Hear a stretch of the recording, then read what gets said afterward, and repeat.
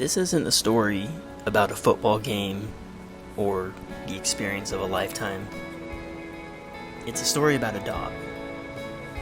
A husky mix with floppy ears and a missing fang.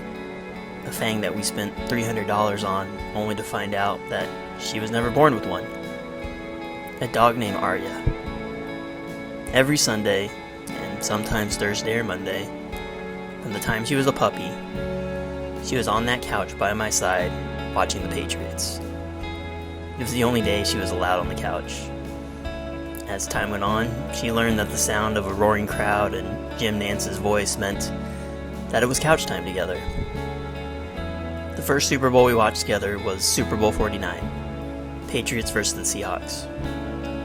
In our two-story Albuquerque rental, we watched together as Malcolm Butler made his interception at the goal line, and the Patriots brought home their fourth title. Arya was the good luck charm. For 11 years, she was right there, in her jersey, by my side. And then came Thanksgiving week of 2025. She wasn't feeling good early in the week, so we canceled our annual holiday trip back to our hometown. She went to the emergency vet, and then to her regular vet a day later. Her blood was good, everything seemed fine on paper, so we went home. We spent our Thanksgiving day with our friends. While we were out, I put on the entire broadcast of Super Bowl 51 for her to listen to. When we got home, she was on the couch. Despite feeling terrible, she managed to get herself up there because football was on the TV. We thought it was a good sign. The next night, when she could barely walk, we took her to the emergency vet one more time. We didn't come home with her. She didn't get one last good day with steak and chocolate. There wasn't a road trip for her to play in the snow one last time. I didn't know that our last walk together was going to be the last walk. I think we love our dogs because they are a constant within our silly human chaos, a light to keep us going. 2025 was the most difficult year I had experienced professionally. I was burned out. I was failing at something I thought was my dream. I abandoned a passion project because I just didn't have the energy to give it. My mental health was in shambles. So I retreated to something that gave me solace as a teen: writing. I returned to writing a novel that I started in 2020.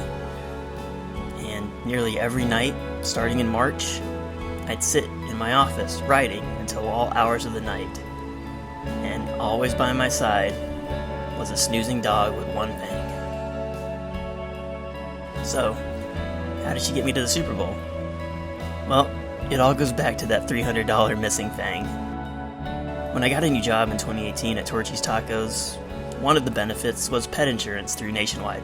Having dealt with sick cats and the aforementioned $300 fang, it was a no-brainer to get all of my pets covered. Fast forward to the week after Arya died.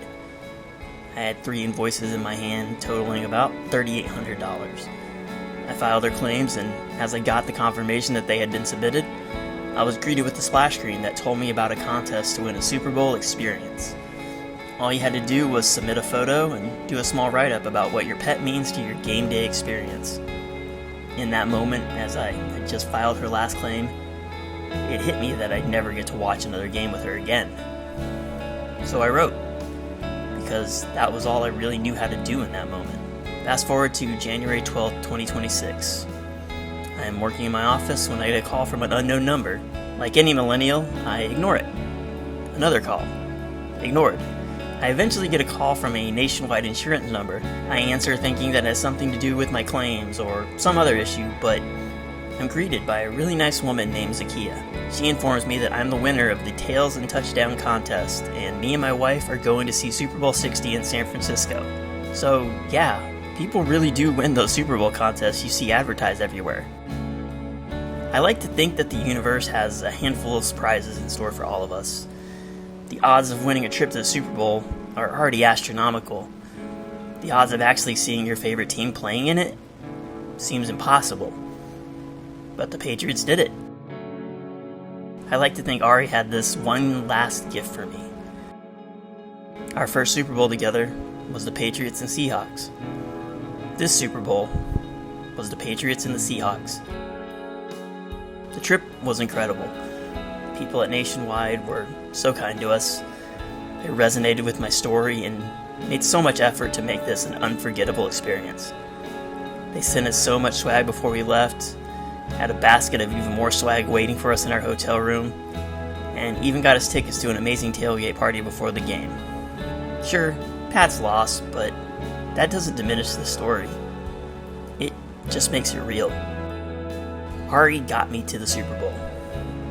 This trip was a celebration of her, the spiritual one last good day we weren't able to give her. Despite all of it, witnessing a game that few people get to experience in person, and watching my team play in it despite all odds saying that they shouldn't have even been there, with all of that, I'd have given it all up for one more healthy day with her.